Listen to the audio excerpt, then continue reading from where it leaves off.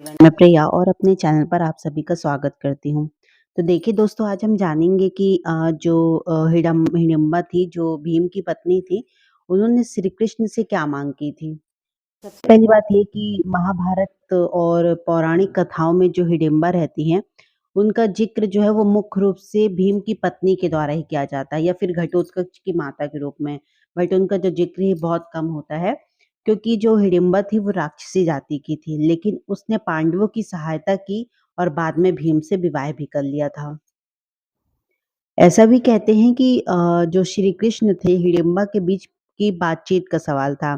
कहते हैं कि मुख्य धारा के महाभारत ग्रंथ में ऐसा कोई प्रमुख प्रसंग नहीं मिलता, जिसमें श्री कृष्ण ने हिडिंबा से कुछ सीधे तौर से माँगा हो।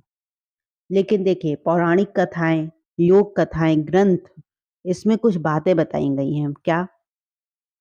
कहते हैं कि महाभारत की युद्ध युद्ध के समय या उससे पहले श्री कृष्ण ने हिडिंबा से आग्रह किया था कि उसका जो पुत्र है घटोत्कच युद्ध में पांडवों की ओर से लड़े, और जब जरूरत पड़े तब वे अपनी पूरी शक्ति का उपयोग करके कर्ण जैसे योद्धाओं का सामना करे।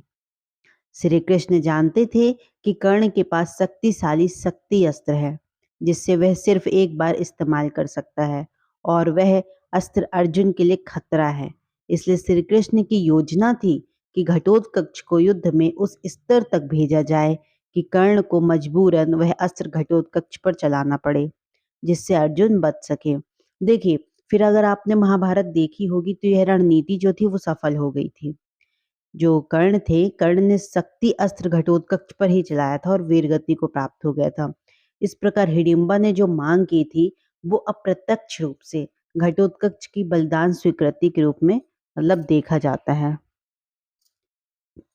फिर कहते हैं कि जो ये जो पूरी घटना थी, है ना?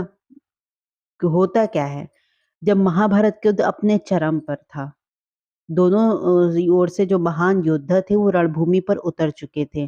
पांडवों की ओर से श्री कृष्ण रणनीति बना रहे थे, तो कौरवों की ओर से कर्ण जैसे योद्धा पूरी शक्ति से लड़ रहे थे। श्री कृष्ण जानते थे कि कर्ण